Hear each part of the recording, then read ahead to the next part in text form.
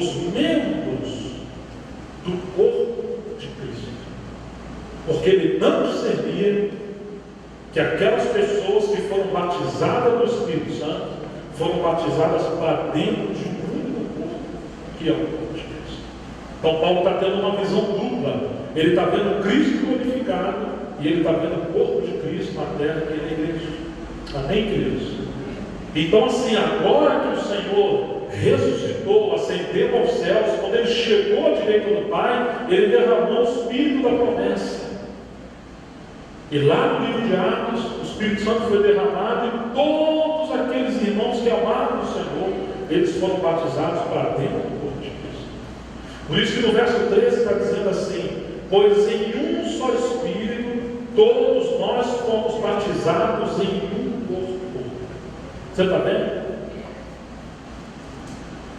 Se somos pentecostais e não discernimos o batismo do Espírito Santo, nós vamos achar que o máximo do batismo do Espírito Santo é dar dons aos homens. E infelizmente nós vamos discriminar pessoas. Você já fala em língua? Você tem esse dom? Então você é frio. Mas aqui está dizendo que o batismo do Espírito Santo não é para elevar um indivíduo, mas é para reunir em um só corpo os filhos de Deus que amam os pés. O que Deus está buscando é nos batizar para dentro do corpo, para que Cristo, como cabeça, tenha uma expressão na terra, o testemunho de Jesus. Mas por não entendermos isso, nos tornamos exaltados porque temos alguns dons espirituais. Esse foi o problema dos irmãos de Corinto, que eram carnais. Eles brigavam por causa dos dons espirituais. Então aqui está dizendo que assim também é Cristo. Por quê? Porque agora nós somos batizados pelo Espírito Santo para dentro do corpo de Cristo. Então, quando chegamos no verso 27, ora, vós sois o corpo de Cristo, e individualmente membros desse corpo, aonde se estabeleceu Deus da igreja, primeiramente. Quem que estabeleceu na igreja primeiramente? Apóstolos. Em segundo lugar, profetas. E em terceiro lugar, mestres. Depois, operadores de milagres. Depois, dons de curar, socorro, governos. Está vendo aqui o governo? Variedade de línguas. Que o Senhor ajude-nos a cooperar com a restauração da sua casa.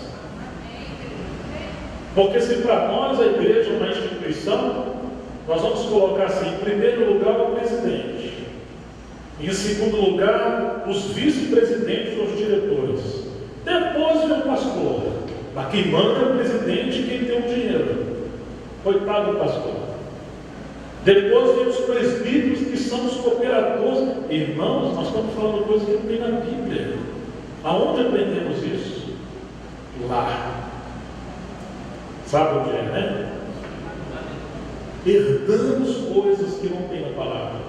Claro, nós fazemos isso por amor. Nós amamos o Senhor.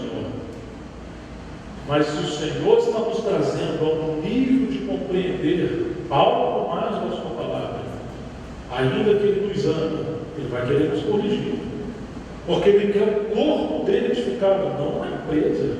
A igreja não pode ser edificada como uma empresa, como uma instituição terrena. Precisa restaurar os ministérios na casa do Senhor. No tocante à vida, somos todos iguais, não tem hierarquia. Ninguém é maior do que ninguém. Mas no tocante a serviço, por que Deus coloca primeiramente apóstolos, depois profetas, depois mestres, em terceiro lugar? Porque a prioridade é o ministério da palavra. A igreja e a obra de Deus são resultados do ministério da palavra. Se nós tirarmos o ministério da palavra, então perdemos a obra de Deus. Isso precisa ficar claro para nós, irmãos, que o ministério da palavra precisa ser restaurado. Em alguns lugares se abre a reunião e se canta uma hora, e cantamos tantas coisas que às vezes não estão de acordo com a palavra de Deus. Depois apresentamos tantas outras coisas. Lá no finalzinho alguém prega, e às vezes o tempo da palavra é pequeno, e quando pregamos, falamos algumas coisas que não estão em harmonia com a palavra do Senhor.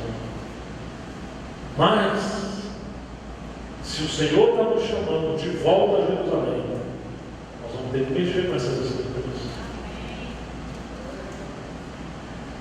Os irmãos que são pais, pelo menos eu sou pai de 3 filhas, sabem que à medida que a criança cresce, você tem que trocar de roupa. Se você não trocar os sapatinhos de uma menininha, por exemplo, que calça 22, 23, o pezinho foi para 25, 26, você quer que ela continue andando com aquele sapatinho 22 e 23? Vai abrir ferida. Ou seja, a vida precede a ordem. À medida que o corpo cresce, ele tem que ir trocando de roupa. Assim é a estrutura. A estrutura não pode mandar na igreja, senão vira um sistema religioso. E quem manda é o sistema, é o estatuto. Não, se o Senhor abre a nossa visão para entender a palavra de Deus, a vida vai crescer e ela vai procurar meios para a edificação, e nós vamos ter que permitir o Espírito Santo nos governar. Me entende, irmãos? Ninguém troca a roupa dos filhos aleatoriamente de qualquer maneira, mas troca porque a vida cresce.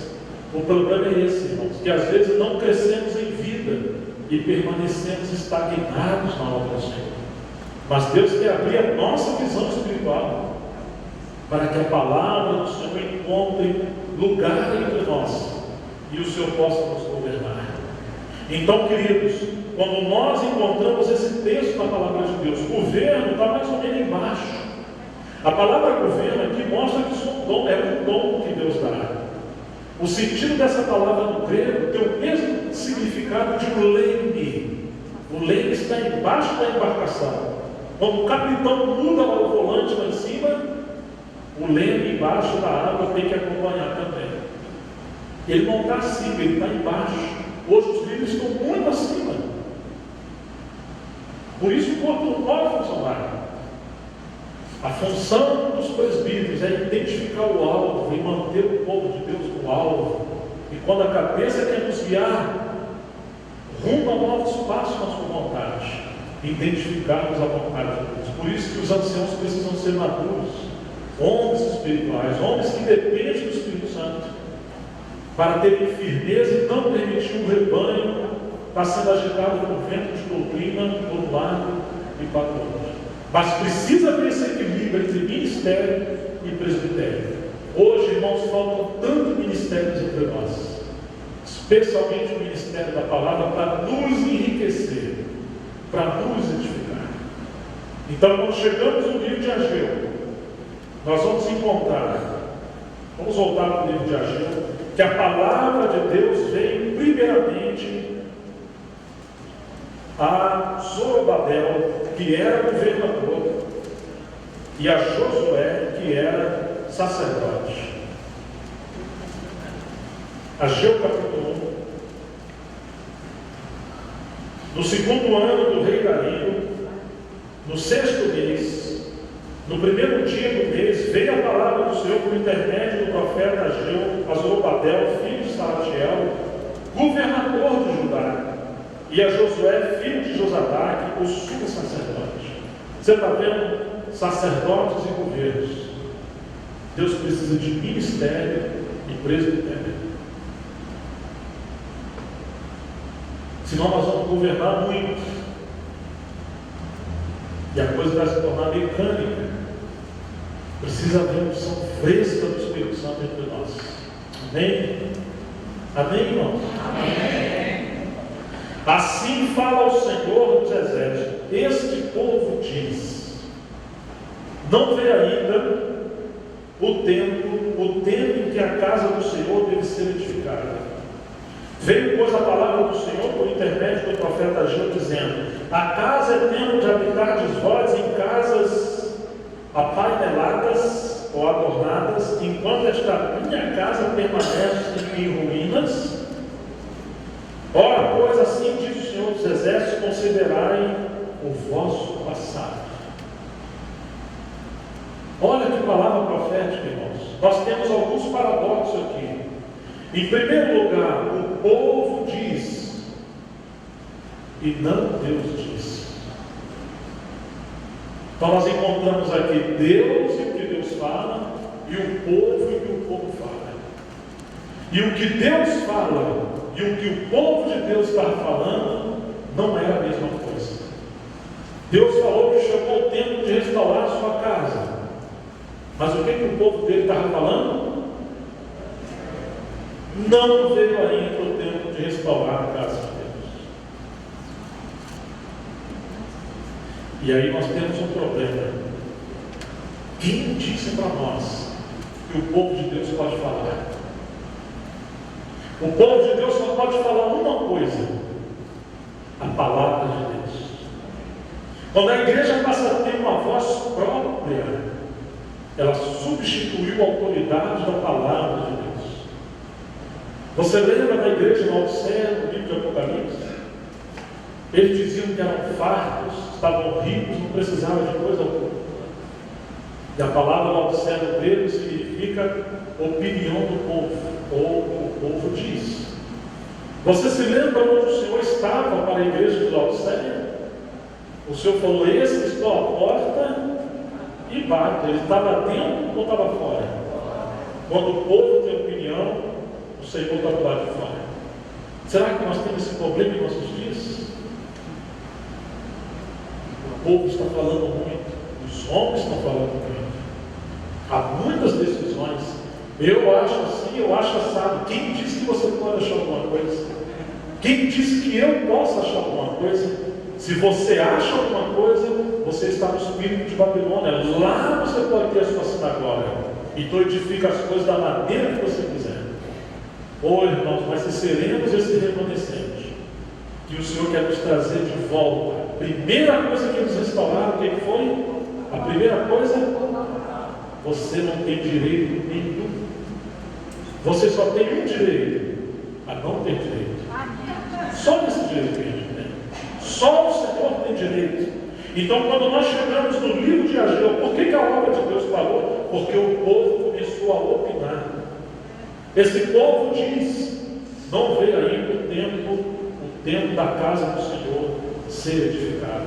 Por que Ageu está falando com Zorobabel e Josué? Primeiro, porque eles passaram a ser governados pelo povo. E isso é um problema, irmãos.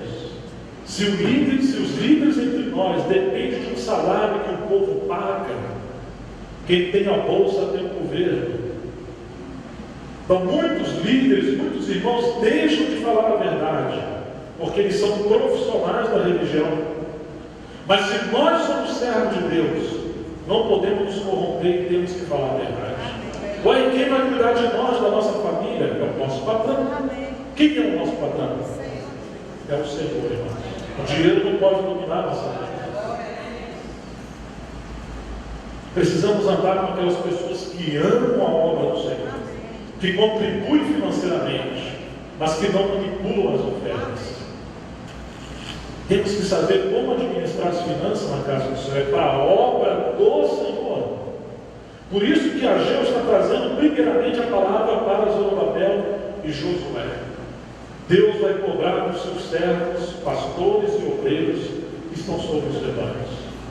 Você está sendo guiado pela voz do povo? Isso é democracia, de demo. Democracia de demo, de demônio. Não podemos seguir uma democracia. Temos que seguir a ordem do Senhor, a palavra de Deus, o encabeçamento do Senhor. Não podemos ser uma Laodiceia e deixar o Senhor do lado de fora. Não, Ele quer ser o nosso cabeça. Nosso compromisso é com a palavra do Senhor, é com a glória do Senhor, é com a casa do Senhor. Então esse povo diz: não veio ainda o tempo de edificar a casa de Deus. E o Senhor fala: engraçado. Quer dizer que é tempo de vocês edificar a casa de vocês. Nós não gostamos de morar numa casa cheia de bolor, com goteira, com parede velha, com os móveis velhos. Talvez estamos assim por circunstância, mas sempre que é possível a gente tenta dar uma arrumadinha. Se na nossa casa nós procuramos fazer o melhor para a esposa, para os filhos, Como que nós vamos fazer na obra do Senhor? Agora, a casa do Senhor que ele está falando é o povo de Deus, que precisamos nos levantar para edificar a igreja do Senhor como o corpo de Cristo e não levar as coisas de qualquer maneira. Então nós temos alguns paradoxos. Primeiro, o povo diz, no lugar de Deus diz. E quando o povo diz, o povo vai contrariar o que Deus diz. Porque quando o povo diz em benefício de si mesmo e não em benefício do Rei de Deus. Em segundo lugar, nós temos o paradoxo de casa. Deus fala a minha casa e o povo fala a nossa casa. Aqui, irmãos, espiritualmente eles começaram a voltar para a Babilônia. Por isso que o profeta Ageu está voltando para eles. Lembra do altar. Deveríamos entender o seguinte, que a nossa família e a casa de Deus é uma única e mesma coisa. Se você tenta edificar a sua casa, e por isso você deixa a casa de Deus, que é a igreja, uma obra de Deus, você estará destruindo a sua casa. Porque nós não sabemos ser marido, nós não sabemos ser esposa, nós não sabemos ser pais, nós não sabemos educar os nossos filhos. Nós precisamos do ministério do Espírito Santo para nos ajudar. Ou, irmãos, nós temos dois extremos. Alguns acham que pode se dedicar à casa do Senhor e por isso negligenciam as responsabilidades com a esposa, ou a esposa com o marido, ou o marido com os filhos. Tem muitos irmãos correndo atrás de serviços na obra de Deus, enquanto estão perdendo seus filhos, ou a esposa, ou o marido chega em casa, cadê a mulher? A mulher está na casa de Deus, mas a casa dela está de cabeça para baixo. Está querendo salvar a alma, mas perde a alma do marido ou dos filhos, ou vice-versa. Por quê? Porque nós achamos que a igreja é uma coisa e a nossa família é outra coisa. Mas aqui nós vamos encontrar o seguinte, que a casa de Deus, ela é formada pelas nossas casas. Quando nós consagramos nossa casa ao Senhor. Ou seja, a igreja de Jerusalém, ela é formada pelas famílias em Jerusalém que se sujeitaram ao reino de Deus. E o equilíbrio é que quando nós estamos cooperando com o Senhor, a primeira responsabilidade nossa é cooperar com a nossa família.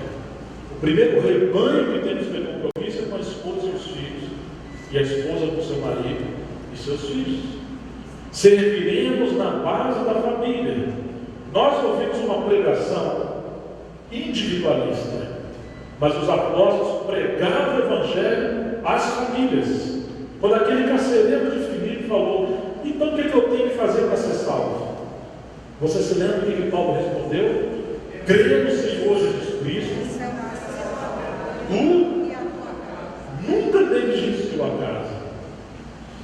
Você se lembra de Atos capítulo 2, quando Pedro fala isso que está acontecendo, que foi profetizado pelo profeta Joel. Derramarei do meu Espírito Santo, do meu Espírito sobre... Você lembra o que ele fala a palavra? Ele derramaria sobre toda a carne, mas aí continua o texto. Será que a gente lembra o que ele fala? Vossos filhos e vossas filhas terão visões, vossos servos, vossos velhos terão sonhos. O que isso significa? Famílias, filhos. Os servos eram as pessoas que trabalhavam dentro de casa. Os velhos são os avós. Ele está dizendo que vai derramar o Espírito Santo sobre famílias que estavam se consagrando ao Senhor. Você se lembra quando o cordeiro pascal foi imolado lá do Egito? Como que Deus organizou para eles comerem o cordeiro? Tem que ser um cordeiro que possa ser comido dentro de casa por sua família. E se sua família for pequena, você agrega a outra, uma média de 12 pessoas na mulher. Está lembrado disso, irmãos? Na base da família. Ô irmãos, nós hoje temos um estilo de igreja E se a gente for fiel a esse estímulo, nós matamos nossa família. Nós estamos viciados em algumas atividades. As esposas às vezes falam: estou perdendo meu marido para a igreja. E os filhos falam: estou perdendo meu pai para a igreja. Quando você pega uma jovem hoje: minha filha, você quer casar com o pastor? Deus me livre! Eu não quero casar com o pastor. Ele é um escravo. Vocês estão entendendo, irmãos? Se vamos voltar para Jerusalém, teremos que corrigir as nossas atividades.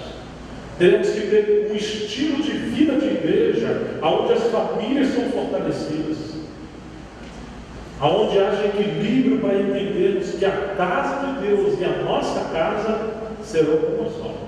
Igrejas fortes significa que as famílias são fortes.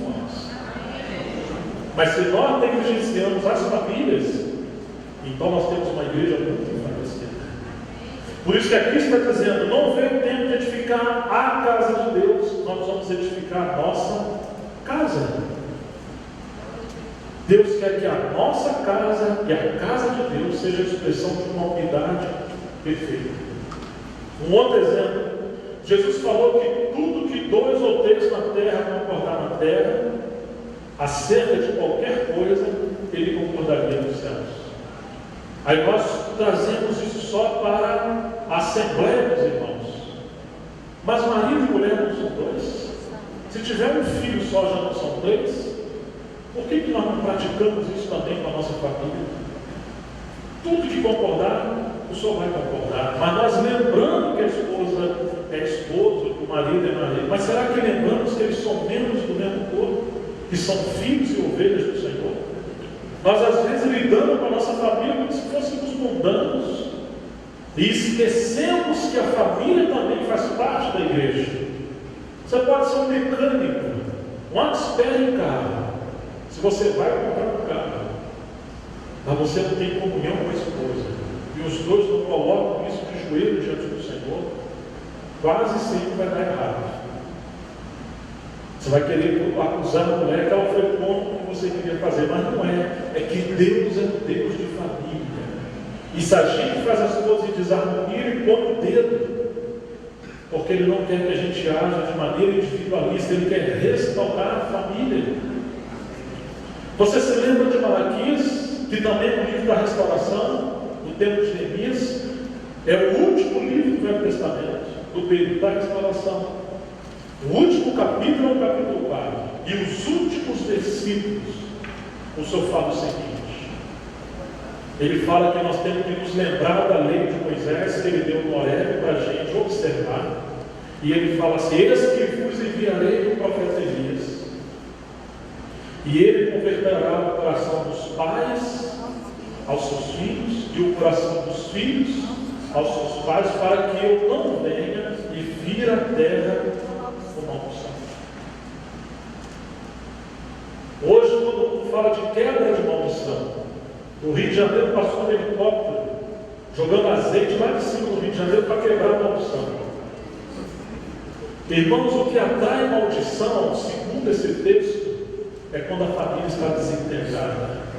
Tem muitos pastores que são convertidos a Deus, mas precisam se converter a sua esposa e os seus filhos. O ministério de Elias, não é que Elias iria reencarnar, mas ele está falando primeiramente daquela unção de João Batista, e depois ele está falando desses últimos tempos, o Senhor ia levantar um nível de palavra de restauração. E uma das coisas que teria que ser feito é colocar ordem na família. Precisamos restaurar o altar na nossa casa, a oração em família, o compartilhar entre família, o sentar ao redor da palavra, não ao redor da televisão, do jornal, do futebol. Hoje a família já não anda mais junto, irmãos. Querendo que nossos filhos estejam na reunião da igreja, mas na nossa casa nós não somos bons exemplos e bons servos de Deus. Precisa converter o coração dos pais aos seus filhos. Quantos filhos machucados? Às vezes somos bons pregadores, mas sabemos conversar com nossos filhos? Sabemos ter relacionamento de qualidade com a esposa e vice-versa? Vocês estão me entendendo, irmãos? Então, nesse tempo, a casa de cada um era uma coisa e a casa de Deus era outra. Deus mexeu nisso. E aí o que aconteceu, irmãos? Verso 6: Tende semeado muito para fartar-vos.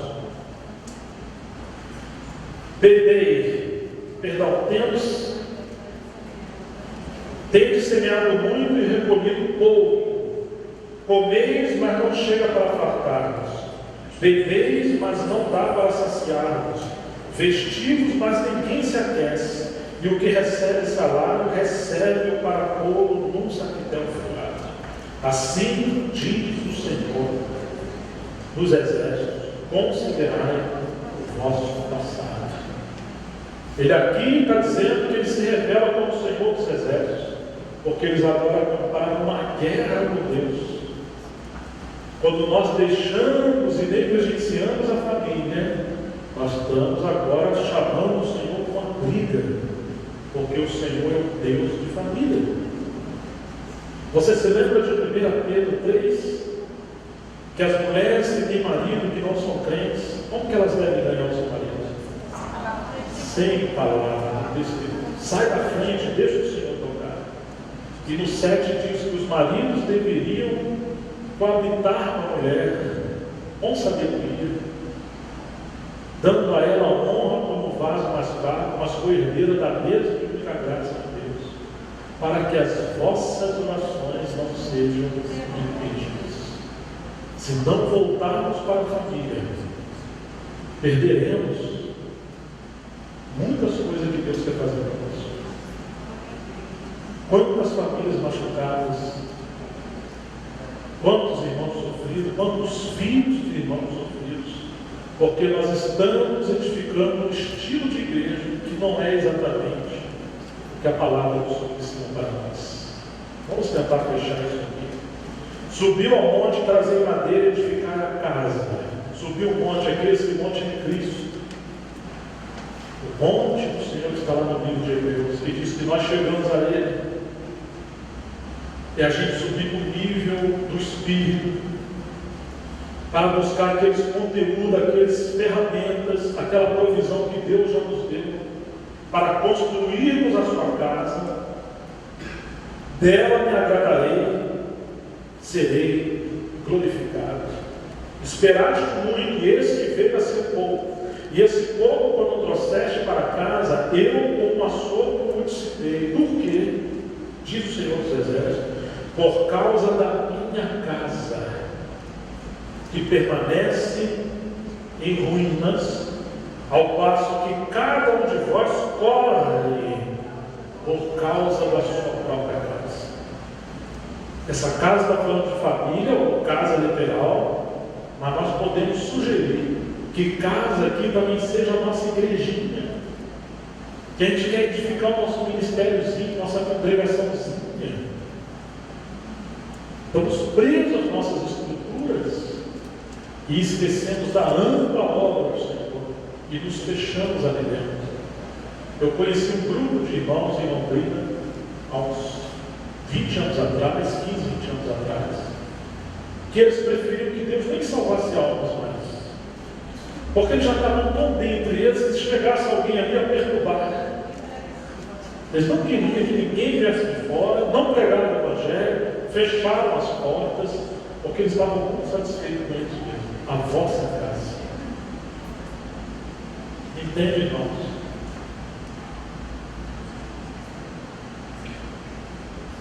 Por isso os céus sobre vós retêm o seu orvalho, e a terra os seus frutos. Fiz vir a seca sobre a terra, e sobre os montes, sobre o cereal, sobre o vinho, sobre o azeite, sobre o que a terra produz, como também sobre os homens, sobre os animais e sobre todo o trabalho. Então Zorobabel, filho de Salatiel, e Josué, filho de Josadac, o sumo sacerdote, todo o resto do povo entenderam a voz do Senhor seu Deus, e as palavras do profeta Ageu, aos quais o Senhor seu Deus o tinha mandado dizer, e o povo temeu diante do Senhor. Então Ageu, o enviado do Senhor, falou ao povo falou segundo a mensagem do Senhor, dizendo: eu sou convosco, diz o Senhor. O Senhor despertou o espírito de Zorobabel, filho de Salatiel, governador de Judá, e o espírito de Josué, filho de Josadac, o sumo sacerdote, e o espírito do resto do povo. Eles vieram e puseram-se ao trabalho na casa do Senhor dos Exércitos, seu Deus, ao 24º dia do 6º mês. Então, queridos, se nós entendemos o que o Senhor está falando conosco, Ele vai mexer em tudo. E Ele vai mexer no nosso estilo de ministério, estilo de vida de igreja, estilo de prática de muitas coisas, até a maneira que lidamos com o nosso trabalho profissional. Tem muita gente escrava do trabalho, que não tem tempo para a família, e acha que se trabalhar mais vai ganhar mais dinheiro. Que está faltando dinheiro porque trabalha muito ou pouco. Não, irmãos. A falta de provisão, muitas das vezes, é porque nós não estamos alinhados ao propósito de Deus. E Ele está soprando para ver se Ele nos traz para perto dele. Ele mexe com o nosso bolso, mexe com a nossa saúde, Ele mexe com muitas coisas. Mas o grande problema é que quando o Senhor nos prospera, nós temos a tendência de viver em torno de nós e também nos afastando do Senhor. Que o Senhor possa curar o nosso